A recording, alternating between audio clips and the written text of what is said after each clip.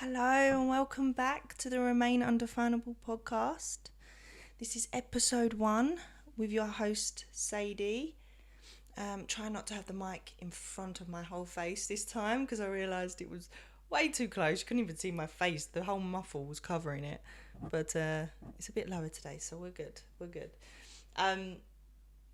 So the introduction went really well.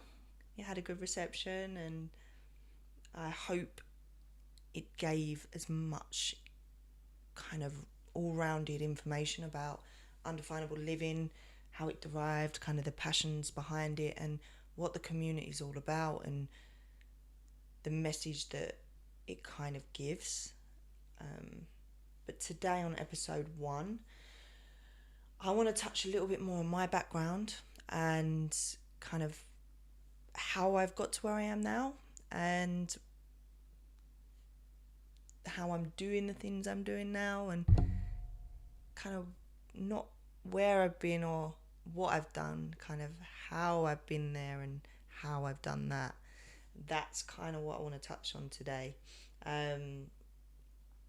Without saying about 100 times because I'm overthinking what I'm going to say. Yeah, let's see how many times I can not say in this episode. But yeah. So this, just want to say again, I feel entirely grateful to be sitting in this position, watching this voice recording, and just be with this whole setup that I've currently got. I'm so grateful, and you know, it's been something that's been on my vision board for almost 4 years. And sometimes you may have a vision. So, for example, the vision had a mic with a massive audience, but sometimes we forget that the audience can be, now we have a huge audience globally, and it doesn't need to be in the same room what you're standing in. It can be via the internet. So it is another thing that we have at our fingertips, which is amazing. You can build a community solely through just being present on the internet and sharing your voice and sharing your passion and sharing stuff that resonates with you that's going to resonate with someone else. And that's how you build your tribe, that's how you build your community. And the undefinable community already is amazing, and I'm really hoping it grows into kind of the vision I had for it. And it is extremely special to me, and I know it's a long-term project. It's something that I've been building alongside everything else that I do personally in my own career, which is the professional wrestling and the modelling and just being a creator and an influencer online. Undefinable living is growing from being a personal training business, which started as Sadie Gibbs Fitness when I was 21. I went self-employed at 21. I was a qualified trainer at 16, 2 weeks before my 17th birthday. And I learned to drive 2 months after that. So being 17 was kind of one of my favourite years, just before I turned 18. It was so exciting, so much going on, and I just had that momentum, that real young momentum of just being so happy to be out in the big wide world and achieving all my goals and my dreams. It was just, yeah, it was a great year. But there's been many great years since that, but that's just an example of living through momentum and passion and drive, rather than, I think I wouldn't want to be 17 now and or 16 now and trying to get into the world. Like, I think social media is an amazing tool. It's a powerful tool when used right, but when it's used for self-validation, which, you know, I've been there, done it, when it's used for the kind of attention and validation, and you're striving for likes and you're striving for this, rather than just going, this is the content I want to put out and I hope it reaches someone and I hope it does well, rather than just putting content out just to have yourself validated, and yeah, overthinking what you put out as well is a really, when I first started social media, I'd overthink everything I'd put on the internet, and I wouldn't post. So stuff like this I wouldn't post because it wouldn't get the likes straight away, it doesn't get the validation straight away. Whereas you post something, I don't know, a selfie of yourself, you may get the likes, but it's not getting this. It's a different kind. It all depends on what you're looking for. And as I said, we've all used the internet in that way and we're all guilty of it. And I wouldn't want to be young now and trying to build myself in the fitness career, in the fitness industry, because I do think the fitness industry is very much tripod in a gym rather than the actual nitty gritty of what the fitness has been to me since day one. It's been where I channel my emotions. It's been an outlet, and it's been somewhere where I escape myself for a little while, and I'm not within my head, I'm within my body. It's movement. It's so much more than just an aesthetic physique in a mirror. It's so much more. And yeah, don't get me wrong, being able to build perfect glutes and amazing legs and feel strong and everything is it's all confidence building, and that's what I fell in love with fitness. It's where I thrived and felt confident, and probably away from that I didn't have that confidence when I was younger. But every time I would train, it was like I was in a persona of confidence, and I loved that. I'd step into my gym stuff or get out on a run. It was like I'm running. I'm stronger than my emotions. I'm stronger than everything that goes on in my head, and that's what I loved about fitness. And now I think a lot of people see in the fitness industry as to become an influencer, or to kind of, which is amazing, don't get me wrong, being an influencer. I've been building my social media now since I started Instagram at 19. I'm now 32, coming up 32. I'm putting a year on me already. I'm 31. I'm coming up 32, and I have put the work in. I have invested so much into my brand and being a creator and an influencer, and I've put a good message out there. I've always shared my personal struggles and tried to get that an influencer isn't just for me, and the influencers and the inspirations I follow aren't just people that post selfies all the time of a perfect life. They show the highs and lows. They show building a brand and going to their dreams and achieving it, and they're the sort of people I follow on social media. But I think as a youngster and coming into this world now and trying to build a career, and there's so much comparison out there. There's so much, why do you probably the voice in the head saying, why do you think you can do this when there's so many others doing it? And I think back then people used to say to me, what makes you think you can do that? What makes you think, there's, and I'd be like, because I want to. Because I want to do it. I have a desire to do it. Why can't I do it? And I think now, if I had the internet when I was younger, the battle of pushing through just the opinions around you and having it all online would have been so much harder. So much harder. So I do not envy youngsters nowadays and the struggles they have coming into this world of having a career and figuring it all out. Because trust me, I'm 32 this year and I still don't have it all figured out. And slowly, I would say I'm slowly starting to figure it all out, and I've done a lot of healing. I've been blessed and lucky enough to have the time to heal and go away and travel, and I really think you find yourself travelling. If you get an opportunity to travel, because that's where I started to find myself, and I was fortunate enough to be able to do it originally with wrestling. I got to travel everywhere for wrestling matches, and in between that I would travel to Thailand for training, and I've done some good travelling where I've healed and discovered things that I wouldn't have been able to do if it was in the day-to-day hustle bustle rushing around life. Sometimes you need to slow down and step back, and that's something that I learned is very valuable. And not always training through your emotions. Sometimes sitting within them is more valuable than being stronger than them. Sometimes you just need to not be them at all, not even fight against them. Sometimes you just need to sit with them, feel them, and let them pass, rather than trying to beat them or overpower them or train through them. Because sometimes you don't get me wrong, pain is fuel, and it's driven me to a lot of points of my career and my life. But sometimes living through pain makes you a very angry person. And it wasn't till 2 years ago I decided I didn't want to be quick to anger anymore. And I wanted to get to the bottom of what was making me go to anger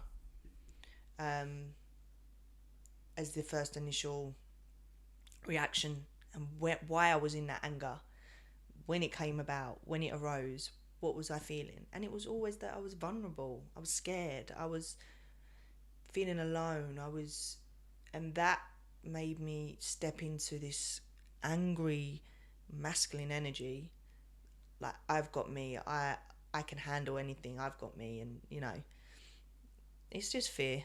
And I learned that by loving myself and being kinder to myself and giving myself that love that I've always longed for in my environments that I've been in and grown up in and things like that, being that love to myself that I required, was extremely life-changing. And it's led me to having amazing relationships now with friends, good friends, and my fiance. I'm very fortunate, but I couldn't have had those relationships without working on the one with myself. And being what I needed for myself allows me to have compassion and understanding for the people that I love around me. But I have very, very zero tolerance for those that project and don't look in the mirror now and don't see their own shit, and they just project it onto others all the time. I struggle to be around that. I struggle to be around people that want to hurt other people because they're insecure or they're hurting, and they'd rather turn and hurt someone else than go, I'm the problem. And that's what I touched on in episode 1 about we need to be sick of our own shit, and we need to want to change our own lives and not keep looking externally and feeling like the victim, because we aren't a victim. We often mirror and magnetize our current state, our inner state, emotionally, mentally. Yeah, we mirror that and we attract that. We are magnets. And that's a whole episode about, manifestation, law of attraction. It's massively, I've used that in a lot of points in my life, and it helped me through. It got me through, and it got me to stay focused, and it got me to believe in what I'm going for and stay strong in that, even with the setbacks. And it definitely worked. But without going completely off subject there, my whole story to this point has been pain, has been heartbreak, has been learning to kind of break through that pain and heal and not deal.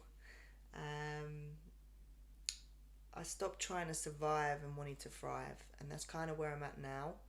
And the survival, the way I lived my life in survival, like I've got me, hyper independency, and I stopped wanting that. I stopped making that and decided, I do want to be able to depend on a few people.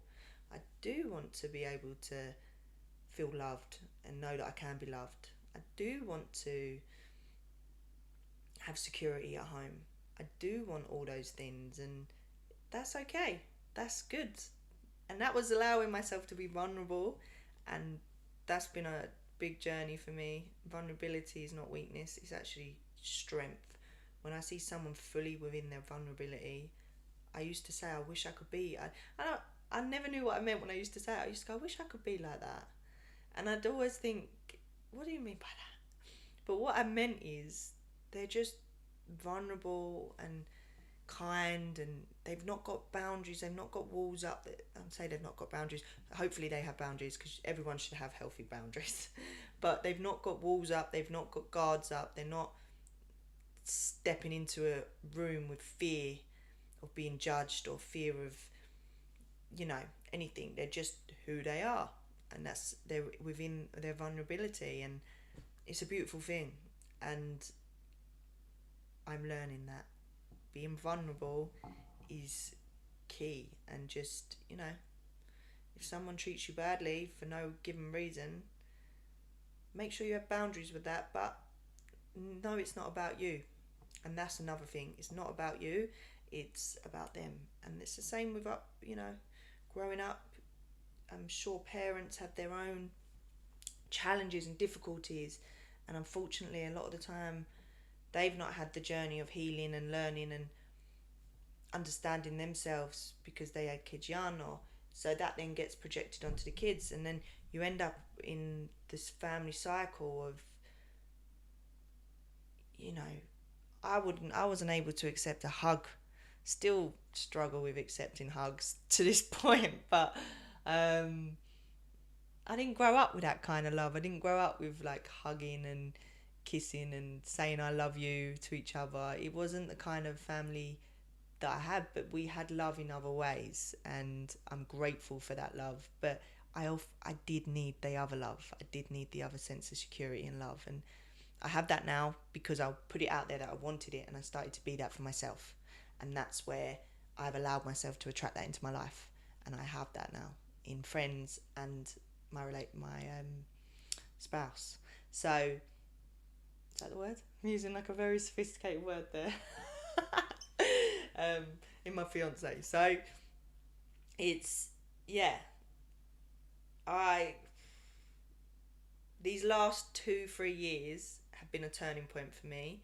And what I want to explain in the episodes, without going too into depth about myself in this one episode, I want to give the tools and the methods and the rituals and how I integrated new habits and released old ones, and released the things that no longer serve me to allow other things to come into my life. I want to share the turning point, like how you can have that turning point in your own life. And there won't just be one turning point, there will be many, and you're always leveling up to that. But these last 3 years have been a major turning point for me. And I said at the beginning, when I go back to that point where I felt like I lost everything, it was, I felt like I'd lost myself, but I hadn't. I'd let go of everything I thought I was, and I'd let go of, which I'm still doing. It doesn't happen overnight. The past, the things that happened to me, was no longer my story. It was no longer dictating my future. It was no longer controlling what come into my life by saying this happened to me, so I'm now not going to trust you because this person hurt me. So I'm now not going to trust your genuine motive. I'm going to question it. I'm going to test it. I stopped doing that now, and I've learned that if I allow my past to have so much power over my present and my future, it is who I am, and it does hold me back. So you do become it rather than becoming who you want to be. And I started working on more, what is it I want from my life? What is it I want in my life? What is the home I want? And I started really planning it all, and had done my vision board and working towards that, and that led me on the path of healing the last 3 years. And to do that, I had to shed everything that I was doing, and I literally had a breakup with everything in my life. I stopped wrestling. I just broke up with everything and was like, I'm alone, and that's how it's going to happen. And it did. That's just dedicated time on my own, and it's the best thing I ever did. I travelled, I learned about myself, the good, the bad, the ugly, and I learned to love every little part from the core in. from the depth and out, rather than just focusing on the external. I learned to love myself within, and that was a hell of a turning point. Developing the relationship with myself and stop looking for the gaps to be filled externally, because they won't be. The only person that can fill the gaps is you, and anything that comes into your life will then kind of elevate that and just create the bigger picture that you've been looking for. It just, once you go within, there's no turning back. It's a whole new journey, and once you hold yourself accountable for the life you want, rather than being a victim to the past and the circumstances you've ended up in, because it's all brought upon yourself. We make choices. We have the choice to say, sometimes we don't. We end up in circumstances that were completely out of our control, maybe manipulated, or, you know, various reasons. But when it comes to it, you can start to change your life and to focus more on who you want to be, rather than where you've been, what you've done, the setbacks you've been through, the heartbreaks you've been through. And that's what I did. I sat and focused on no longer being defined by my past and everything that's happened to me. And I was like, I always am happier when I'm defining myself by the person I want to be, not sitting in my past, not sitting in what I've been through and what's happened to me. And when I'm working towards how that is going to shape my future in a positive way, I'm at my happiest. And that is when I just went, undefinable. I'm undefinable, and I don't want to be defined, because right now I might be doing X, Y, Z to get me to Z.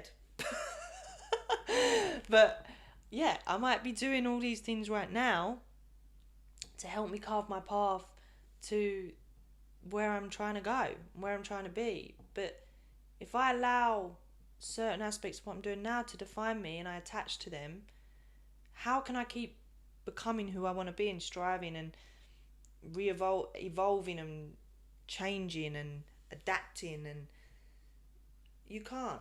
So I think that's why I become so passionate about Undefinable, because it really did allow me to just be free in who I'm becoming and not be held back by what I've done or where I've been, and just open myself up to the possibilities and journey.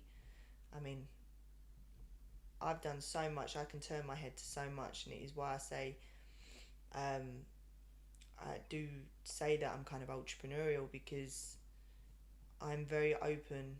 When I want something, I will do everything possible to get there and achieve it. And I think that's how you have to be in what you're doing. Not just be, there's this one way. If I can't achieve it that one way, as soon as I get that first diversion, I'm off. I'm done. I'm going home. You can't. You have to say, okay, there's a diversion. Let's see what this next road, what lies ahead on this next road. What have I got to go through to get back onto that point where I was? Because you're going to get so many diversions, and I've had many to this point, and I'm back on a path that 3 years ago I couldn't see myself on, because I was on a different journey. I had to take a different road for that time, and I couldn't see myself back doing what I'm doing now, because I lost my confidence. I lost who I was. I was grieving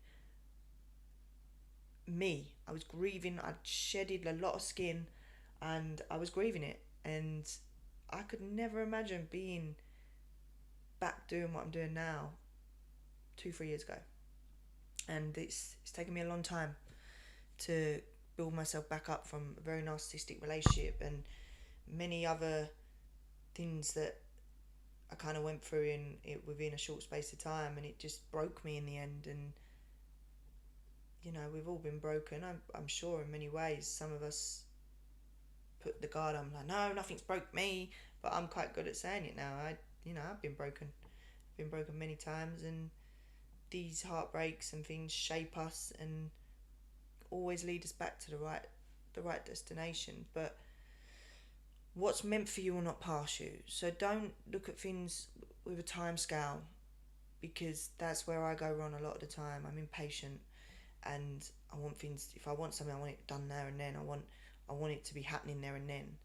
Whereas I'm learning that having resilience and being patient and gratitude along the way. I've got that tattooed on me, by the way. That is tattooed on my arm. But resilience, patience, and gratitude become a bit of a ritual for me, and I'm still learning patience.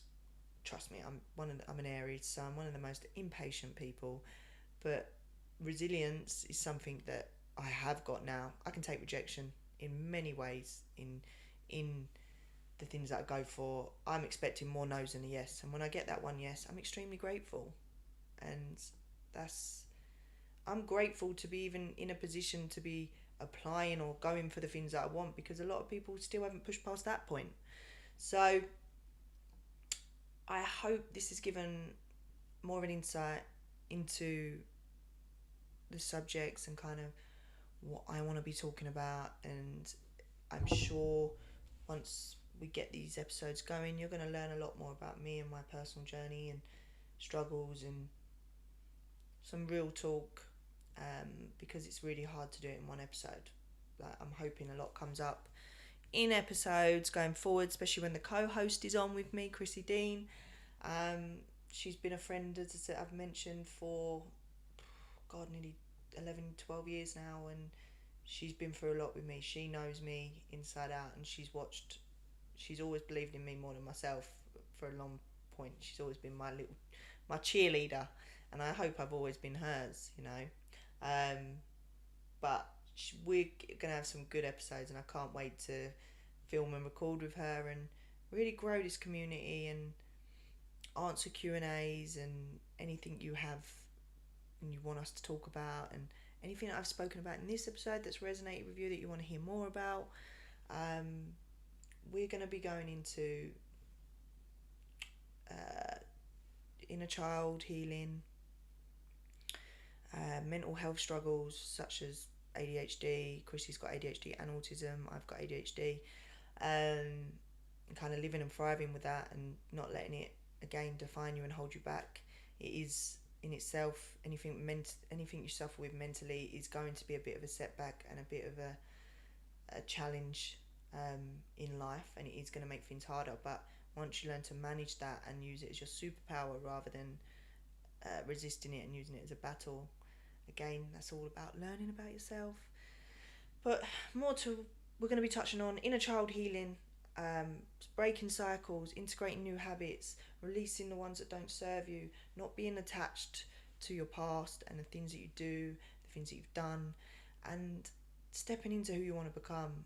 There's so much we're going to be touching on, and I hope this episode 1 has given you a little bit more insight about me and kind of my battles and how I'm currently sitting here and doing this, and hoping that it grows into something amazing and that I grow as a person, because everything that we do is for us to grow and shape to as well. And yeah, really hoping I grow as a person doing these, and they just get better and better, and I get better at speaking, and because I do believe speaking is an art, and especially when you're doing it to a camera. And sitting in a room on your own, it's massively an art, and it's something that I have been passionate about for a long time, being a speaker. And I hope that I am going to help many people and grow an undefinable community that wants nothing but to be defined by who they want to be. So never make the mistake in thinking you've mastered yourself, because trust me, the moment you think that, you are going to be challenged with a whole new part of yourself that needs unraveling or unbecoming in order to become. And as long as you start living with the whole undefinable aspect of I may change again in a year's time. I may want different things. What serves me now may not serve me next year. And you live with that mentality, your need for attachment will start to evaporate. It'll start to disappear, and your need for connection will get stronger. And we are happy when we're connected. And if we're connected to the things that we do, when our intuition kicks in that it's time for a change, or something intuitively that you think, like for me, I saw an advert, was it nearly 10 years ago? No, 8 years ago I started wrestling. 7 years ago. See, I've had a big gap. And I saw an advert when I was on something online, and I was like, I want to do that. That's it. And that's when I really started to release bodybuilding and started going towards that, which was in the back of my mind for a long time. A bit like this podcast.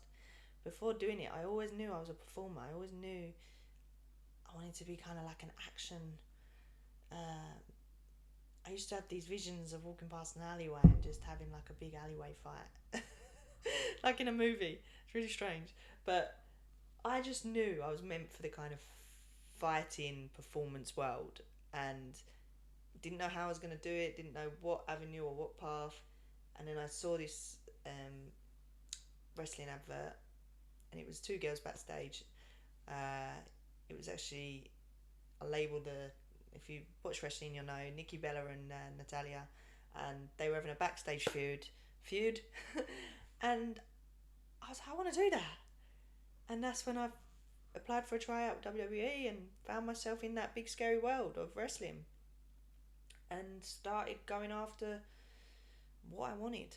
And I never looked back until COVID, which until the pandemic, and it kind of disturbed a lot of our lives. But that's another thing we can touch on. But that's kind of where I started my healing journey and started to build the Undefinable Living community. It was amazing through lockdown. The Undefinable Living community was it was like a family, and I think we all needed each other, including me as a coach. And yeah, I've just never looked back since, and it's evolved, and it's growing, and the website's completely transformed. And I have the two sites that I always wanted to do, which is separating the Sadie Gibbs brand from the Undefinable Living. And it is continually growing and changing and evolving, as am I. And that is, what's currently going on in my world. And the nitty gritty, the real life stories, touching on the painful aspects and the challenging times of, hitting points where you do just want to give up on everything you've kind of worked towards and built. You don't feel worthy. You do question everything. You're like, why? And I've been at those points, so I'm fully aware, and I never want to be at those points again. But what's to say that I might have to go through a real big change and have to hit a real low point again in life? Hopefully not. I'm hoping I've had enough. But that's everything we're going to be talking about, and hopefully, as I said, giving you the tools and helping you reach your own turning points in your life, and making significant life-changing choices, and knowing that you don't need to be defined if it isn't what ends up being and works out for you. You can try something else. The main thing is that you're exploring everything that you intuitively want to do and want to become, and you're making that choice. Because I think the only real I can't talk today. I think the only real regret that we ever would have lying on a deathbed is the things we didn't do, and the things we didn't try, and the risks we didn't take in order to live the life that we wanted to live. And I can hand on heart say that if I was, obviously not saying like that, but if I was to be now in a stage where I was at that point of being very unwell, and my life was questioned and things like that. I have lived. I am proud of the life I've lived. I've taken many risks, many chances. um, I've done some big mistakes and some amazing things. I've done things that I probably wouldn't do if I had a rational mind, but it's all made me become who I am, and it's all got me to where I am, and I am grateful for every part of my life, good, bad, ugly. Grateful.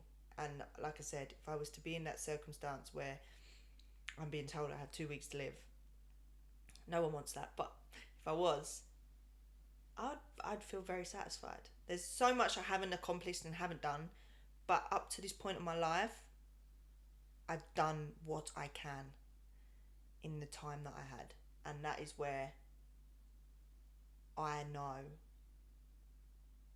I'm living the life I want to live. Because I honestly, that's what I always say. If I was to be told I'm gonna have 2 weeks to live, what would I do with my life? And I would be doing everything that I'm doing now, everything that I do now. Yeah. So that's where I always check myself. I'm like, if you was told you got 2 weeks to live, what would you do?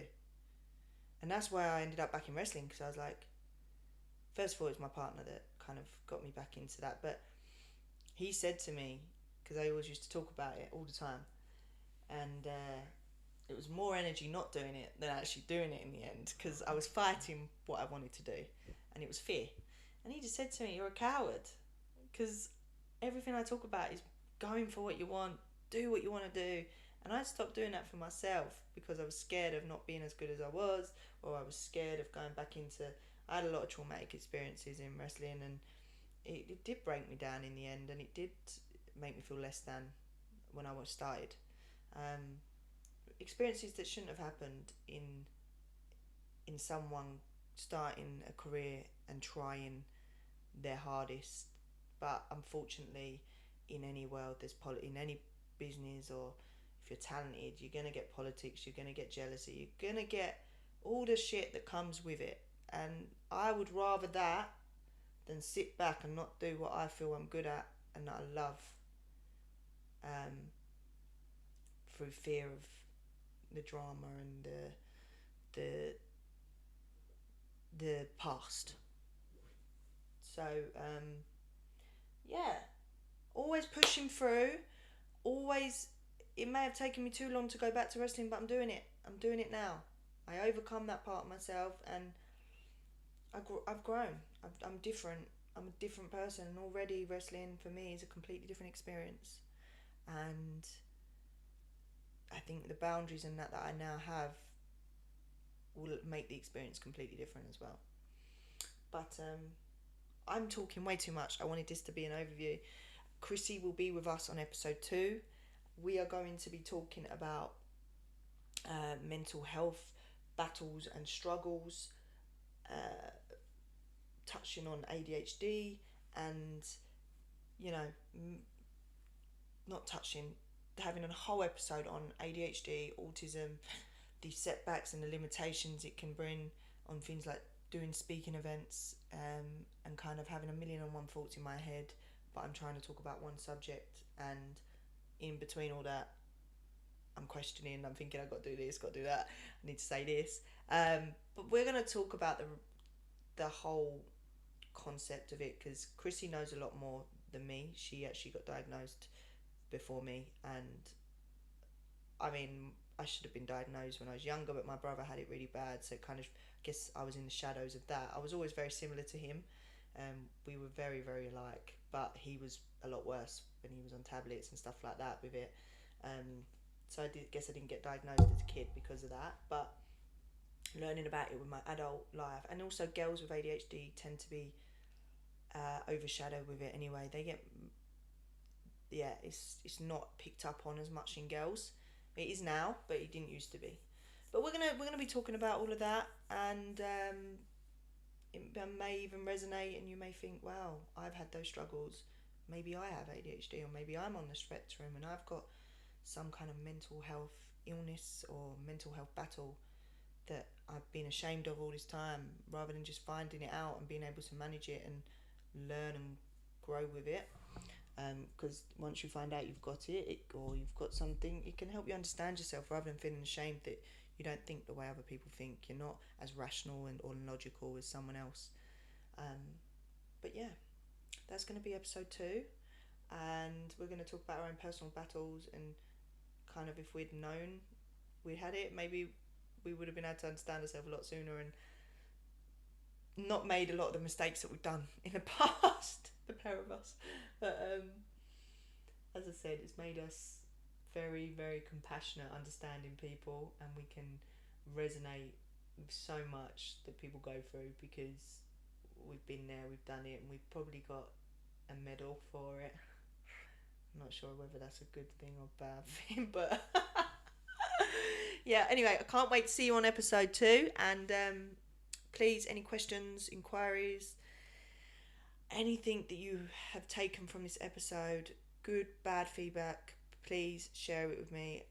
If you're going to share bad feedback, please make it constructive and not just bad. However, I'll take the bad with the good. And thank you for listening to the Remain Undefinable podcast, and we will see you in episode 2.